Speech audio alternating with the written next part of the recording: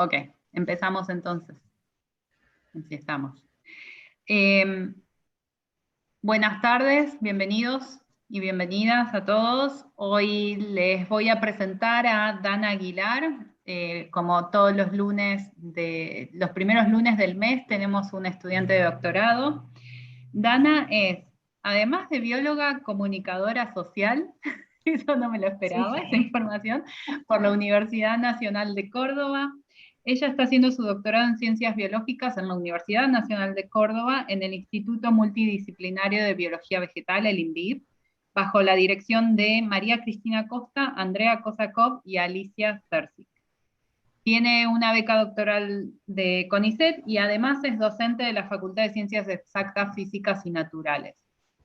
El trabajo de Dana está enfocado en estudiar las respuestas evolutivas de especies del género Prosopis frente a cambios climáticos pasados, mediante modelado matemático de nichos ecológicos, pero además combinado con análisis filogenéticos, citogenéticos y morfológicos. Todo esto con el fin de evaluar posibles respuestas de estas especies, muchas nativas de nuestro país, frente a proyecciones de cambio climático. Muchas gracias, Dana, por darnos el seminario. Podés empezar a compartir tu pantalla. Bueno, muchas gracias por darme el espacio para participar. Ahí comparto mi pantalla, un segundito.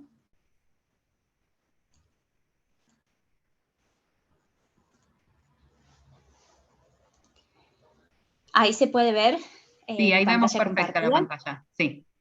Perfecto. Bueno, me quería presentar, sí. Bueno, ya me hicieron una presentación, pero mi nombre es Dana Lucía Aguilar. Yo soy bióloga, sí, soy becaria doctoral CONICET. Por cualquier cosa, ahí está mi mail. Mis directoras son las doctoras María Cristina Costa, Andrea Kosakov y Alicia Cercic. Yo trabajo en el Laboratorio de Ecología Evolutiva y Biología Floral. Y bueno, le quería contar algunos resultados, ¿sí? De mi tesis. En principio, todo por ahora son resultados parciales, ¿sí? Porque estoy en mi tercer año de tesis. Así que bueno, se titula, ¿sí? La charla que voy a presentar hoy, Aproximaciones a la historia evolutiva del género Prosopis fabaceae en Sudamérica. Bueno, para dar una breve introducción, ¿sí? Los bosques secos de América del Sur constituyen una masa boscosa fundamental y son los segundos bosques más grandes luego de la masa boscosa de la selva tropical de la Amazonía, ¿sí? Estos constituyen gran parte de la ecorregión denominada Gran Chaco Sudamericano y se caracteriza, como recién dijimos, por su amplia extensión. Si vemos en el mapa del costado, ¿sí? El Gran Chaco Sudamericano es esta superficie que se encuentra en rojo y posee una superficie de aproximadamente 1 millón de kilómetros cuadrados. Si queremos ver, ¿sí? Una comparativa, sería aproximadamente 3 veces la superficie del país Alemania. Además, se caracterizan por tener bajas precipitaciones y tener un clima árido-semiárido. Y esto hace que la biota en este lugar sea única, tanto a nivel de flora, ¿sí? Como a nivel de fauna, de mamíferos, de aves. Entonces, hay múltiples áreas, ¿sí? De importancia biológica en el Gran Chaco y hay puntos críticos de biodiversidad con niveles intermedios a altos de riqueza de especies y endemismos. Entonces, con respecto, ¿sí? A lo que nosotros estudiamos, que son las plantas, un género emblemático para la región chaqueña son las especies del género Prosopis. Además, ¿sí? Esta área de importancia biológica está sometida a constantes amenazas, ¿sí? Producto de los incendios, ¿sí? La deforestación, el aumento de la frontera agropecuaria, y como vemos en este mapa, ¿sí? El Sistema Nacional de Monitoreo y Bosques Nativos del Ministerio de Ambiente y Desarrollo Sostenible de Argentina estimó la pérdida de bosque nativo del año 2020, o sea, del año pasado. Y vemos en el mapa, ¿sí?, superpuesto, todo lo que se encuentra en rosa, ¿sí?, es pérdida de bosque nativo por hectárea. Si vemos un zoom al área que nos interesa, si vemos el Parque Chaqueño, vemos toda la proporción, ¿sí?, de pérdida de bosque nativo que tenemos en el Gran Chaco. Además, si vemos este gráfico y vemos la pérdida, ¿sí?, de porcentaje de pérdida anual a través de los años de la masa forestal, vemos que el Parque Chaqueño siempre ha estado sometido a altas presiones de deforestación, ¿sí?, de pérdida anual de bosque, que si bien ha disminuido un poco respecto a estos años, siempre vemos que es la mayor, ¿sí?, la de mayor proporción de porcentaje de pérdida. Incluso a finales, ¿sí?, de este año, ¿sí?, en 2020, vemos que la línea, ¿sí?, es la que está por debajo de esta línea discontinua gris, ¿sí?, vemos que está sometido a altas pérdidas de bosque nativo por hectárea.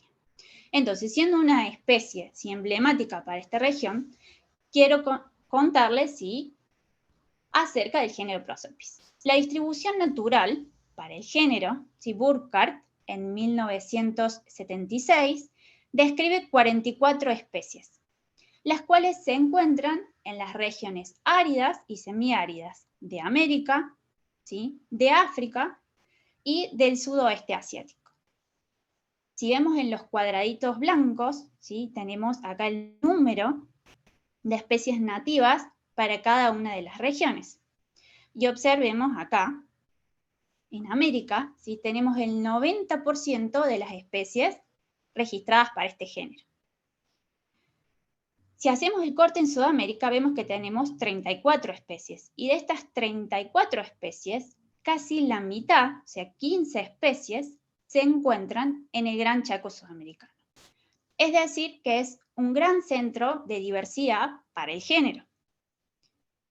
Además, si hacemos un recorte para lo que es nuestro país, ¿sí?, tenemos 27 especies nativas en Argentina, 14 de las cuales son endémicas, o sea que solo se encuentran en nuestro país, y 13 son especies no endémicas de amplia y media distribución.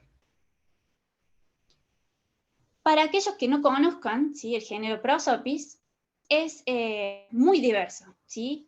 Se representa, tiene distintas formas de vida, tanto árboles de gran porte como arbustos o especies rastreras.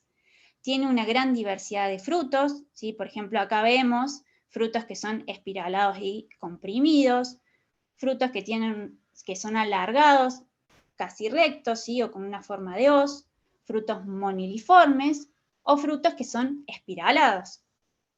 Además, como recién veíamos, hay plantas, sí, que tenemos que tienen hojas compuestas, pero también tenemos plantas que son áfilas, ¿sí? Árboles de gran porte que son áfilos, como Prosopis kunsei, y arbustos, como Prosopis sericanta. Acá vemos un detalle, ¿sí?, de Prosopis sericanta. Y además tiene una gran diversidad, ¿sí?, en lo que son sus inflorescencias. Vemos que tienen distintas formas, ¿sí?, algunas son formas más globulares y otras en formas de espigas, tienen distintos colores y tienen distintos tamaños. Es decir, que es un género muy diverso. Y hasta ahora, lo que se conoce, ¿sí?, Catalano, en 2008, realizó una filogenia de lo que es el género Prosopis con 5 marcadores, entre marcadores de cloroplasto y marcadores nucleares. Y este es el resultado que él obtuvo.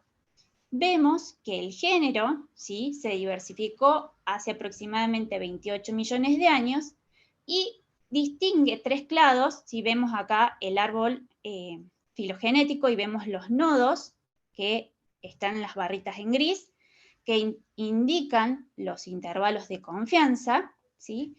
Y vemos que hay 3 nodos que están altamente soportados y que se observan 3 clados. Frente a lo que vemos, ¿sí?, vemos que la historia evolutiva, ¿sí?, esto nos indica que la historia evolutiva del género es reciente. Y que si bien cada especie mantiene su identidad, hay poca diferencia genética entre ellos.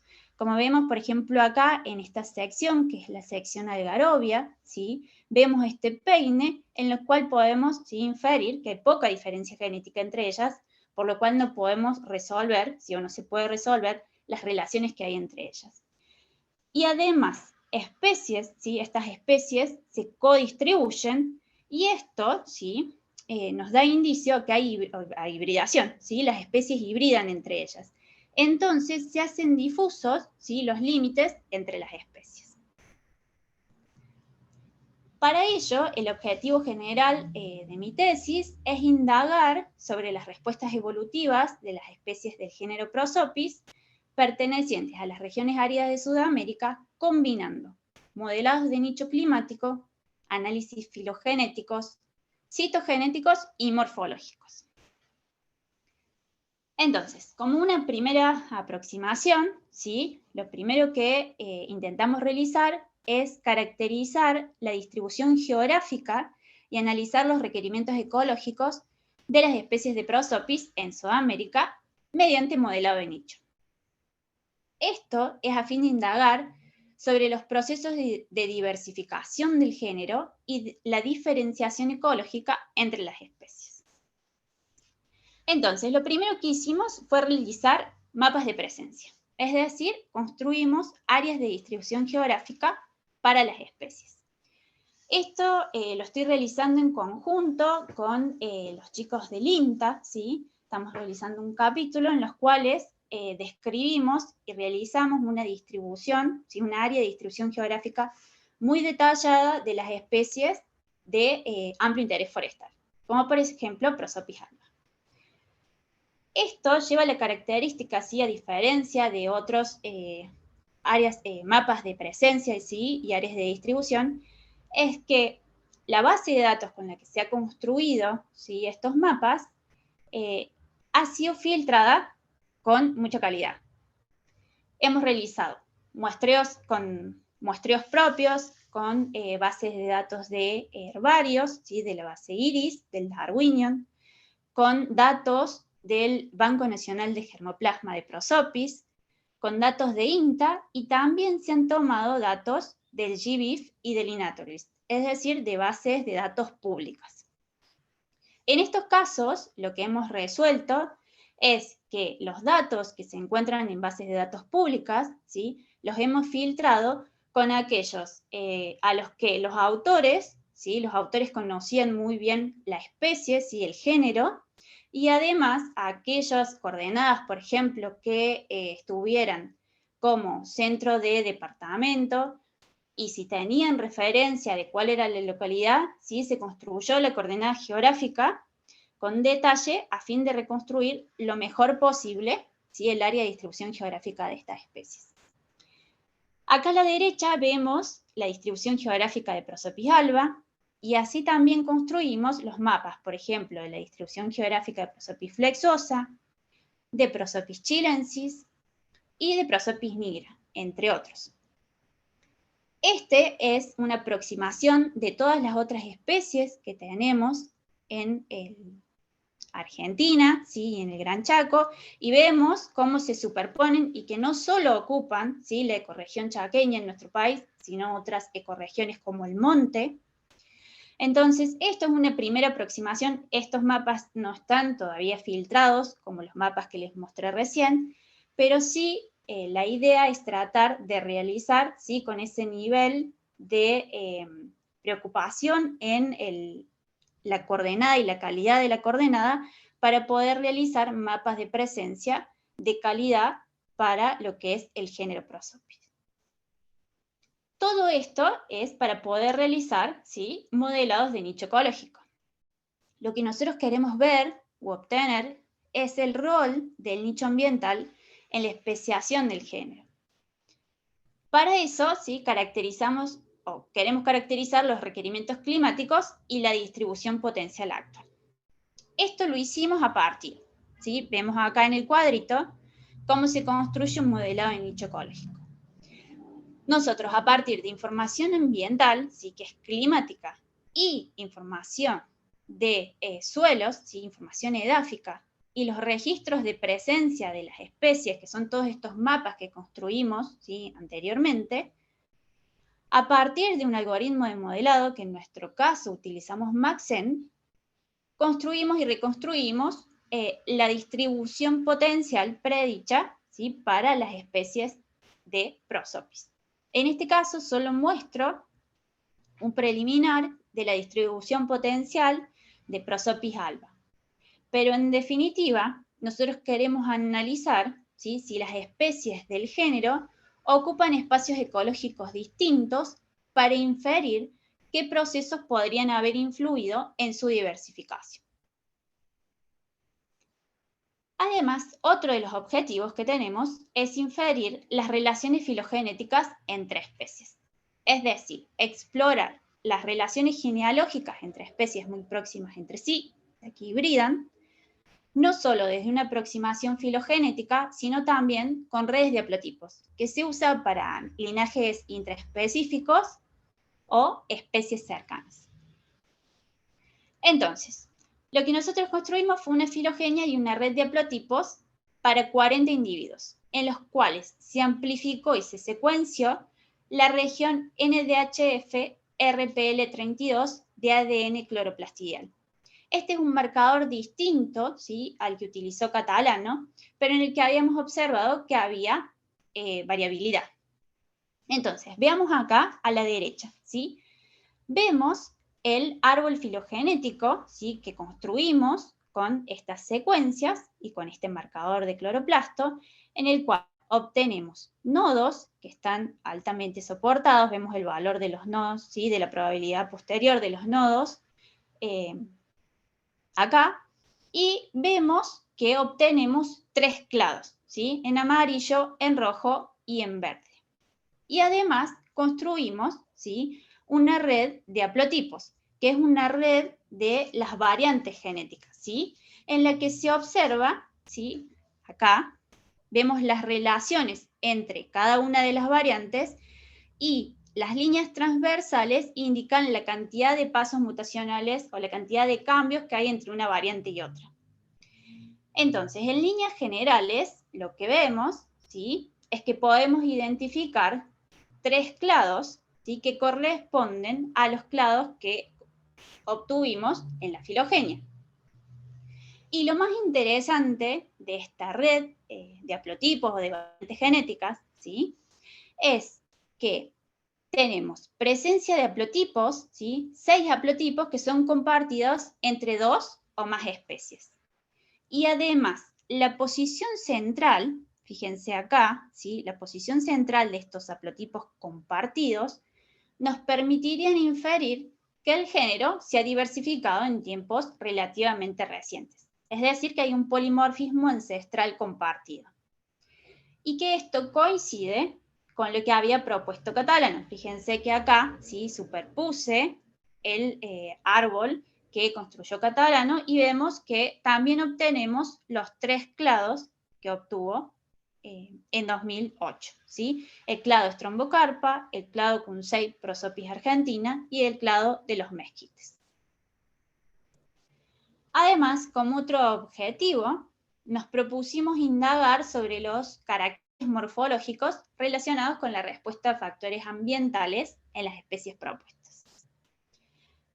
Entonces, si vemos en conjunto los análisis morfológicos, climáticos y genéticos, es decir, o sea, caracterizamos la morfología, el nicho climático en sus áreas de distribución, analizamos marcadores de cloroplasto y nucleares para construir o reconstruir la historia evolutiva de esta especie y de este género, esto se determina, ¿sí?, o le llaman una perspectiva ecofilogeográfica, que es denominada de este modo por Avis en el 2000. Un ejemplo de aplicación, ¿sí?, de esta perspectiva metodológica es la que realizamos en este paper, ¿sí? Después les puedo dejar el link por si quieren o les interesa leerlos, y que específicamente, ¿sí?, nos referimos a una de las especies. O sea, hicimos el recorte con una de las especies, que es Prosopis chilensis. ¿Y por qué utilizamos y elegimos esta especie? Si vemos acá en el mapa, ¿sí? El área de distribución de Prosopis chilensis, ¿sí? Es disyunta. ¿Qué es lo que nos sirve analizando, ¿sí? Una especie que tenga distribuciones disyuntas? Esto nos permite, o estos estudios filogeográficos en especies que tienen distribuciones disyuntas, permiten reconstruir, al menos en parte, la historia biogeográfica de la región al inferir posibles barreras al flujo génico. Además, algo particular, ¿sí? De Prosopis chilensis, vimos, ¿sí? Que había diferencias morfológicas en las distintas áreas de distribución. Acá tenemos fotos, ¿sí? De las hojas obtenidas de algunos de los árboles, ¿sí? Es una idea para que vean una idea de cómo eran las diferencias, que ya los vamos a marcar con un poco más de claridad en uno de los análisis, pero como para que tengamos una primera aproximación, ¿sí? A lo que vimos en una primera instancia. Entonces, el rasgo distintivo que tiene además Prosopis chilensis para identificarlo, y que es sobre lo que vamos a tratar con las diferencias morfológicas, es la distancia que tiene entre los foliolulos. Esta es una hoja, ¿sí? De Prosopis chilensis, específicamente de acá de Argentina, y vemos que la distancia, ¿sí? Entre cada uno de los pares de foliolulos es grande, ¿sí? Y eso es una característica de identificación, ¿sí? Para esta especie. Entonces, nuestra hipótesis era que hay un patrón disruptivo entre la caracterización ecológica y filogeográfica de Prosopis chilensis.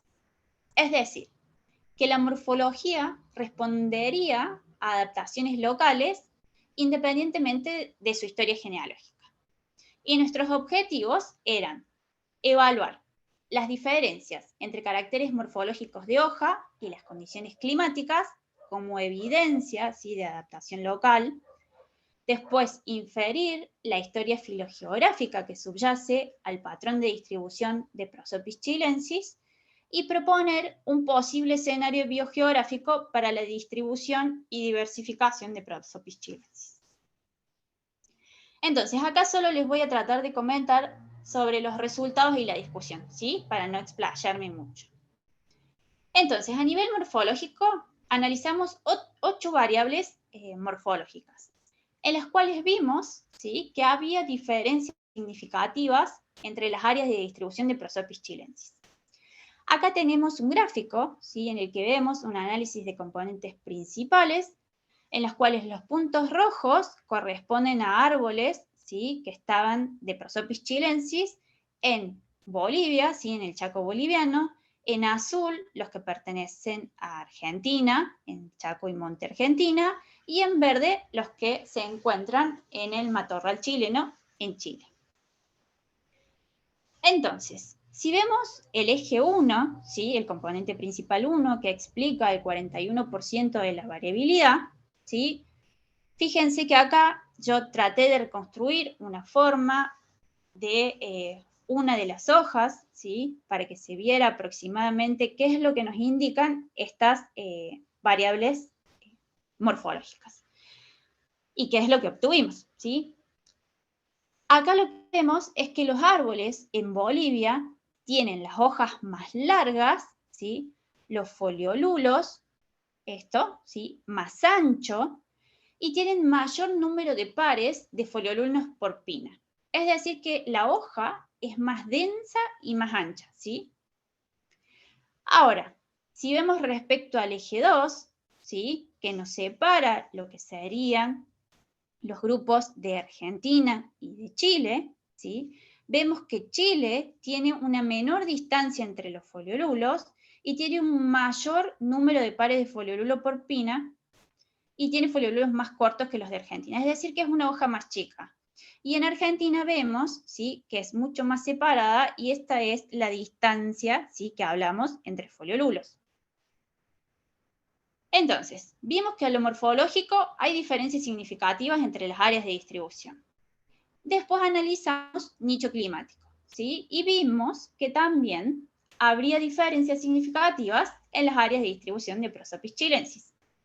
Esto sí, yo acá hice un recorte y vimos con un análisis discriminante en el cual, en el eje 1, ¿sí?, vemos que se relaciona con la temperatura. Es decir, que a la derecha siempre recordemos que los colores, como recién los habíamos mencionado, corresponden a los árboles presentes en azul en Argentina, rojo Bolivia y en verde a los que están en el matorral chileno, ¿sí?, en Chile. Entonces, como explicaba, en el eje X y en el eje 1, vemos que se corresponde a climas que tienen, si están hacia la derecha, mayor temperatura y hacia la izquierda, menores temperaturas. Y el eje 2, ¿sí?, nos explica relacionado a las precipitaciones. Perdón. Entonces, todo lo que se encuentra hacia arriba indica que son climas más secos, ¿sí?, porque acá estamos analizando diferencias, ¿sí?, en los climas, y hacia abajo vemos que son climas más húmedos, ¿sí? Esto se corresponde con las precipitaciones, este eje. Entonces, lo que podemos ver en este gráfico es que el clima en el Chaco boliviano sería el más distinto, ¿sí? Vemos que acá se separan, o sea, los climas estamos viendo que son distintos. Entonces, esto, ¿sí?, nos sugiere que los factores ambientales podrían estar promoviendo la diferenciación entre las poblaciones de Prosopis chilensis. ¿Y qué es el patrón que estamos viendo? En Bolivia vemos que las hojas son más grandes, ¿sí?, lo que coincidiría con un ambiente subtropical, es decir, tenés mayor capacidad fotosintética y mayor evapotranspiración. Y ahora en Chile, las hojas son más pequeñas, lo que se correspondería con un ambiente más seco y menores precipitaciones. Entonces, este patrón de disminución de precipitaciones, ¿sí?, indicaría que las hojas son más pequeñas, con mayor número de foliolulos, pero más pequeños, y es un patrón que se repite en numerosos grupos de plantas. Entonces, los distintos fenotipos que vimos, ¿sí?, podrían ser debido a una adaptación local. Esto, sí, lo que queremos decir con esto es que la morfología de hoja estaría acoplada a los nichos climáticos en cada una de sus áreas disyuntas y no sería producto de la variación genética neutral. Ahora, si vemos los patrones filogeográficos, ¿sí?, acá podemos ver un mapa en el cual se encuentran lo que yo les había mencionado antes como una red, ¿sí?, de haplotipos, y vemos las variantes genéticas, ¿sí?, superpuestas en el mapa. Y acá vemos la red. Entonces, esto es con un marcador de cloroplasto. Lo que podemos ver, ¿sí?, el marcador de cloroplasto es el NDHF-RPL32. Es que Bolivia y Argentina, fíjense, tiene haplotipos exclusivos. Estos de colores distintos, ¿sí?, son los que vemos en el mapa. Y además tienen mayor diversidad genética. Y vemos que Chile, ¿sí?, fíjense acá, Chile tiene los dos haplotipos más frecuentes y más ampliamente distribuidos, ¿sí?, en Argentina y en Bolivia. Esto sería un indicio, ¿sí?, de una posible reciente colonización o introducción de Prosopis chilensis al matorral mediterráneo de Chile. Hay evidencia, ¿sí?, arqueobotánica y paleoecológica. McRosty, ¿sí?, en el 2017, estimó que la especie habría aparecido en las áreas desérticas de Chile en el Holoceno tardío, probablemente asociado, ¿sí?, a la actividad humana. Esto es una hipótesis, ¿sí?, que reafirma lo que nosotros estaremos planteando acá. No obstante, ¿sí?, nuestros análisis de divergencia y la presencia de haplotipos únicos a nivel nuclear, ¿sí?, nosotros también esto lo realizamos a nivel nuclear, en este caso no lo estoy mostrando, pero es para tratar de realizar un recorte, estimamos que esta especie habría aparecido antes en el oeste de los Andes, ¿sí? Acá tenemos dos haplotipos, ¿sí?, a nivel nuclear, que serían solo estarían en Chile. Además, ¿Qué hicimos? A estos árboles filogenéticos que construimos, los datamos en el tiempo, ¿sí? Construimos relojes moleculares y los calibramos con fósiles. Y acá, como vemos a la derecha, ¿sí? Obtuvimos un árbol filogenético para el marcador de cloroplasto y uno para el marcador de ADN nuclear. Los calibramos con fósiles y estimamos que la divergencia, ¿sí?, de la especie Prosopis chilensis habría ocurrido hace aproximadamente entre unos 8 y unos 5 millones de años atrás. Entonces, ¿qué pasaba, ¿sí?, en nuestro contexto ambiental en ese tiempo? Durante el Mioceno medio tardío, fíjense que acá tenemos la línea del tiempo y nos encontramos en el Mioceno, ¿sí?, tardío. Entonces, durante el Mioceno medio tardío, entre unos 11 a 5 millones de años atrás, se registraron 3 introgresiones marinas sucesivas del Océano Atlántico en Sudamérica, conocidas como el Mar Paranaense, que separaron los ambientes terrestres.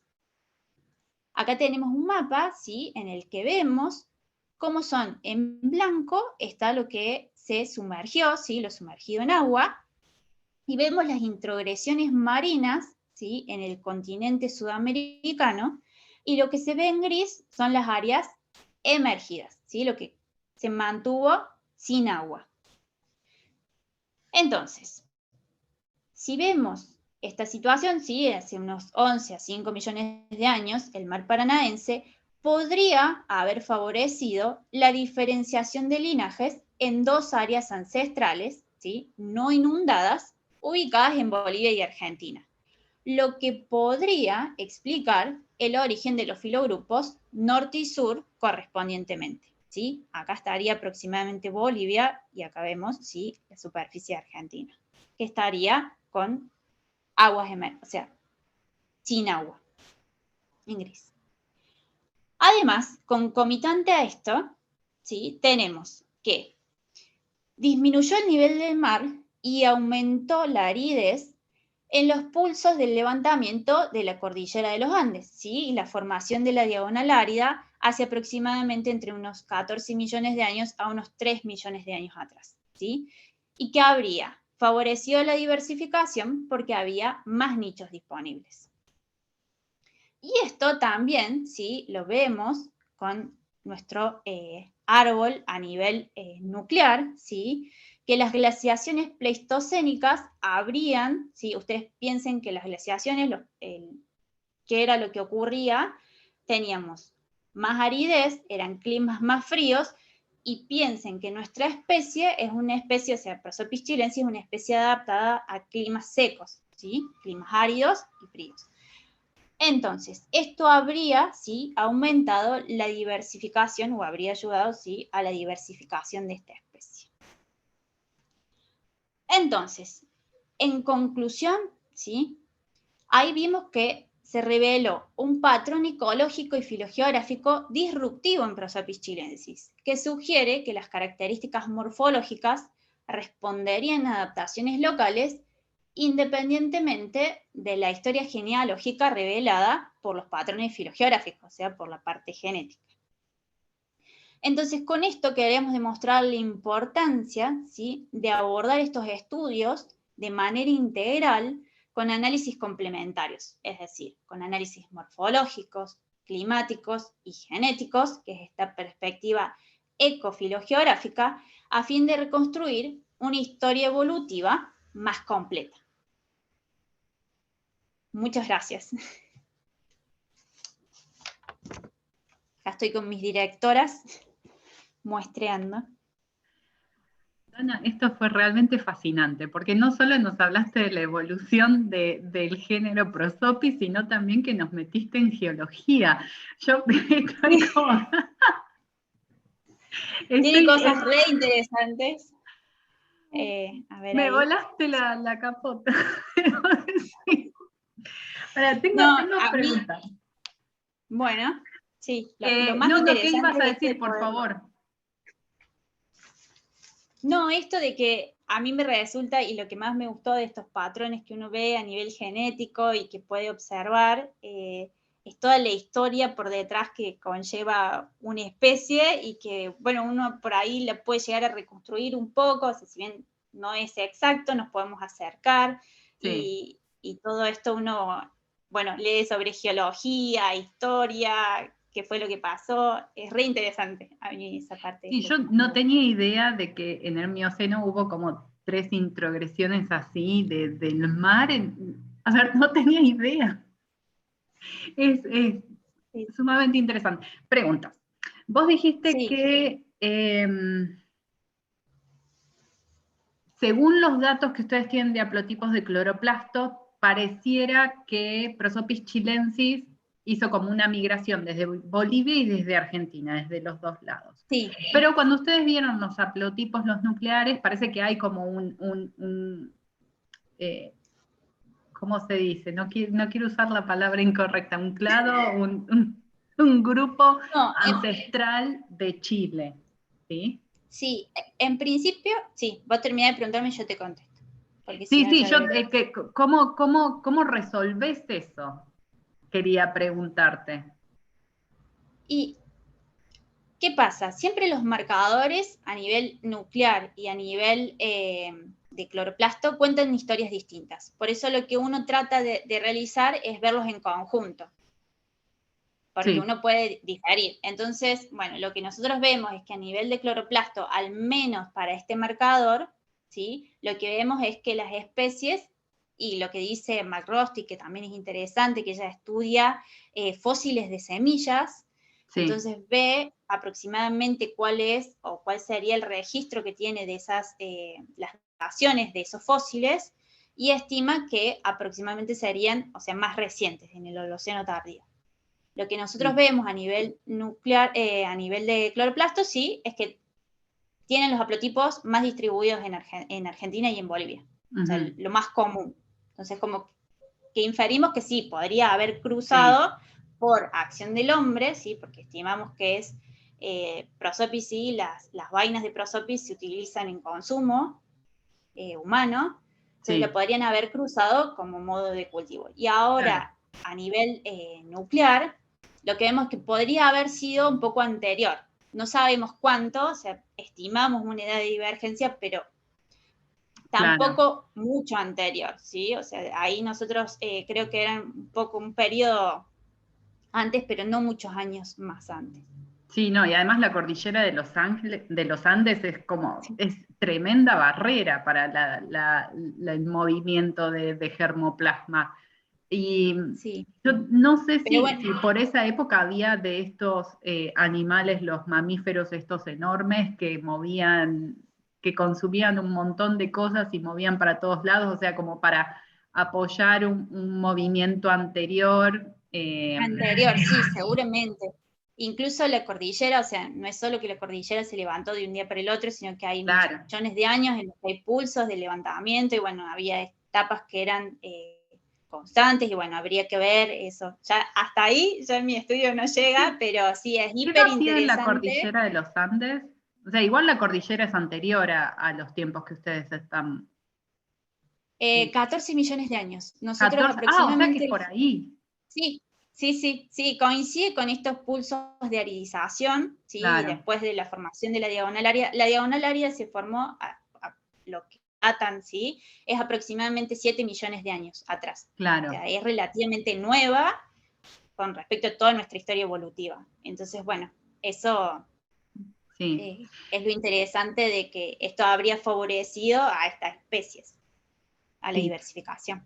Ya te dejo preguntar, Eli, tengo una pregunta más. Desde tu punto de vista estudiando adaptaciones y diversificación y quizás procesos de especiación, esas cosas, Sí.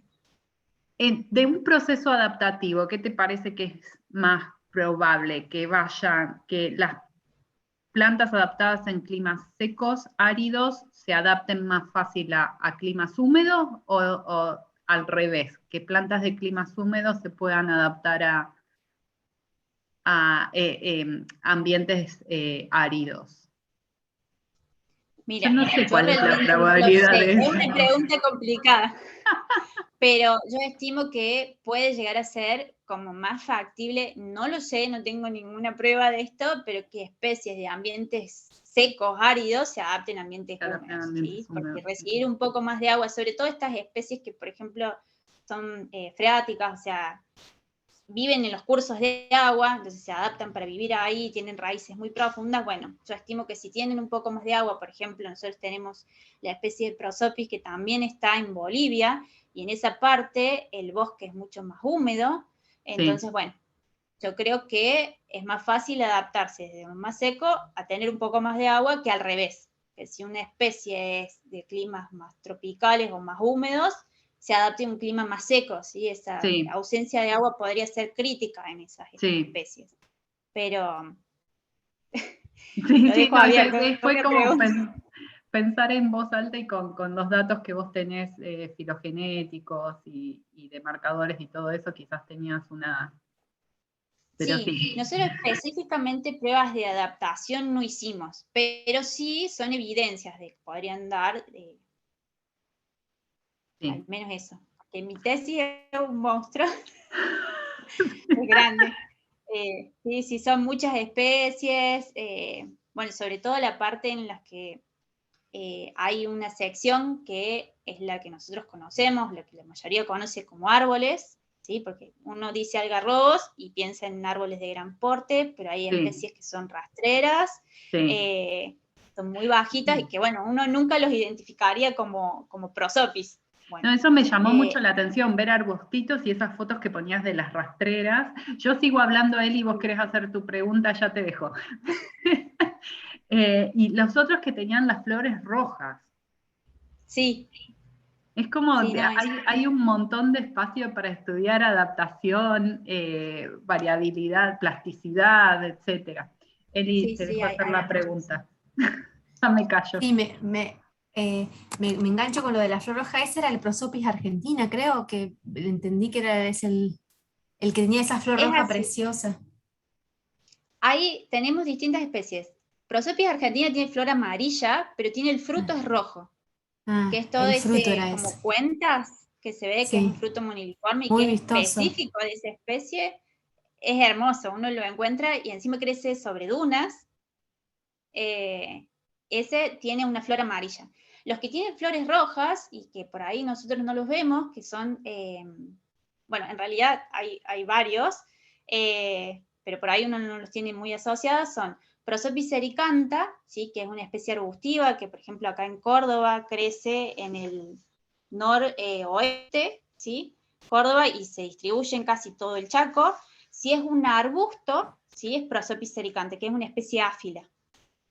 Y después tenemos en Paraguay, hay una especie de, también del Gran Chaco, ¿sí? Pero solo endémica de Paraguay, que es igual al itín, que es el Prosopis kunsei, que tiene, en vez de ser Prosopis kunsei, tiene una flor amarilla, este tiene una flor roja. O sea, tenemos un árbol áfilo con flores rojas en Ujú. Paraguay. No, no, es Ujú. hiper diverso el género.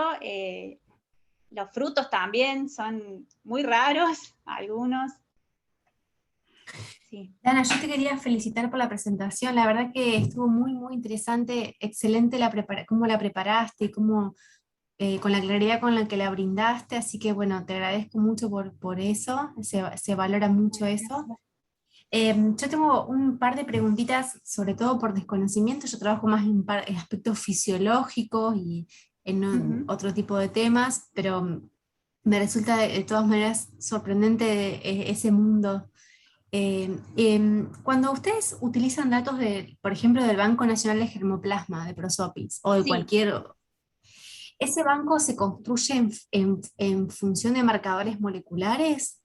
¿Cómo se construye ese banco de germoplasma? ¿Para Prosopis o en general? mira, yo en principio yo no soy parte del banco, pero el banco lo que, en realidad lo que uno trata o el objetivo, entiendo, del banco es conservar, ¿sí? El germen de estas especies y también lo que hacen es, ¿ellos qué hacen? Ellos realizan muestreos y lo que hacen es muestreos exhaustivos, juntan las semillas y guardan esos datos, guardan hojas y frutos y tratan después, lo que nosotros estamos colaborando con ellos, es hacer esta parte genética, es analizar a ver cuáles son las divergencias genéticas que hay, si hay áreas de mayor divergencia, porque sobre todo, digamos, el principio y el objetivo final de mi tesis es ver áreas de interés para conservación, sobre todo con esto de cambio climático y todo eso. Entonces, nosotros estaríamos haciendo una parte de eso, pero lo que obtuvimos en este momento del banco son los datos de presencia de las especies. Perfecto, perfecto. O sea, ustedes a su vez completarían el análisis asociando la ubicación geográfica de las diferentes especies con todos estos marcadores moleculares, por ejemplo. Claro. Perfecto. Y después cuando hablaste de relojes moleculares. Sí. Eso también me llamó mucho la atención. ¿Eso lo construyen ustedes o ya existen bases de datos de relojes moleculares y ustedes ingresan con sus datos? ¿Cómo es la dinámica ahí? No, este es de acuerdo, digamos, a distintas metodologías. Uno puede ingresar, por ejemplo, ya hay nodos calibrados que se llaman para distintas especies o distintos géneros, ¿sí? Que hay un paper que es de Lavin, que ellos a partir de eso dan datos aproximados con distintas especies, ¿sí? Datos del tiempo de o sea, de divergencia de algunos géneros, de especies de plantas, y eso los van calibrando con fósiles. Uno, por ejemplo, nosotros tenemos, hay un fósil de Prosopis quesnelli, que es aproximadamente, tiene unos 28 millones de años, entonces, bueno, uno con la historia molecular, uno tiene tasas, ¿sí?, de divergencia de los distintos marcadores. ¿Sí? A nivel de cloroplastos, sí son más estables, y a nivel de nucleares, las tasas de divergencia son más altas. Entonces, bueno, eso también se va como en un programa, uno va poniendo esos datos y con las secuencias, ¿sí?, que uno obtiene, bueno, se estima hacia atrás, ¿sí?, cuál es la edad de divergencia, pero bueno, o sea, uno tiene todo un proceso metodológico que era como amplio de explicar, ¿sí? Si ya me iba como de una hora explicando cómo se construyen los árboles filogenéticos y cómo se datan. Pero en principio nosotros, con estos nodos calibrados, ¿sí?, de estudios previos, con datos de fósiles y nuestras secuencias, uno reconstruye la historia evolutiva hacia atrás. Y bueno, y a partir de que uno tiene esos datos, ¿sí?, de historia, y dicen, bueno, aproximadamente también tenemos, ¿sí?, intervalos de confianza. Uno tiene que ver que un dato que uno puede dar, sí, es un dato promedio, pero en realidad los intervalos de confianza son amplios, y uno intenta, a partir de la historia, ver si coincide o no con algún evento histórico geológico.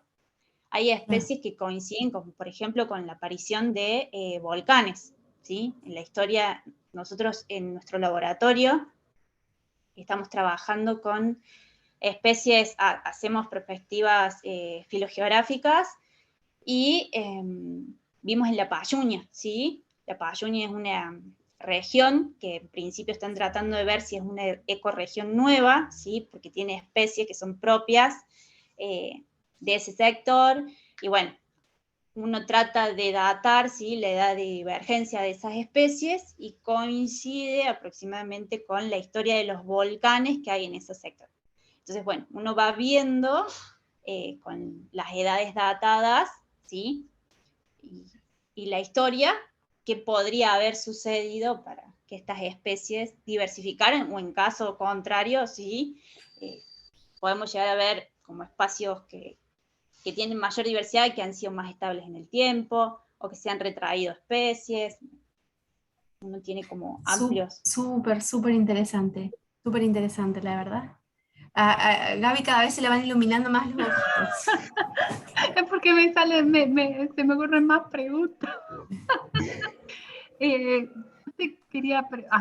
¿Puedo seguir preguntando? Sí, gracias. Sí.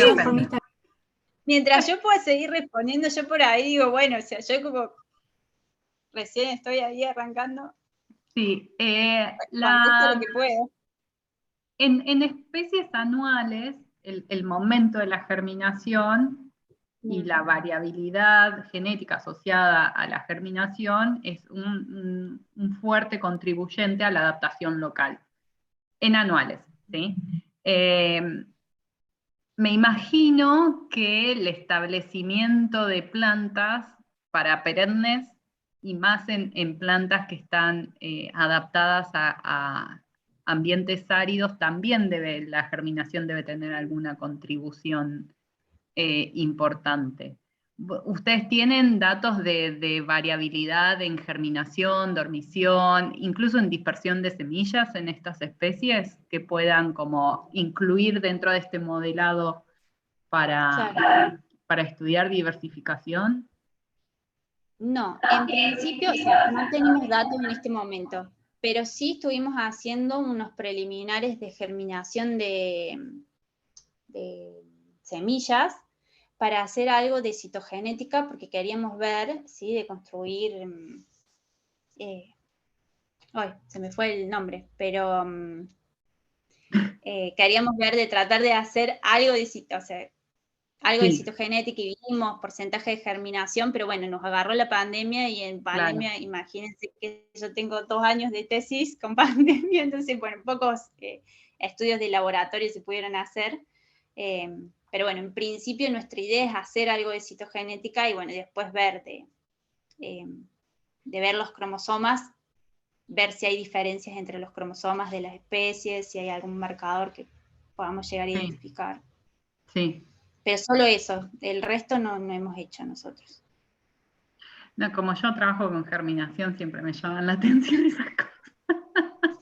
Y además me he lijado los dedos tratando de germinar porque... Eso te iba a decir, porque Prosopis debe tener dormición física, o sea que las cubiertas son impermeables al paso del agua y los gases.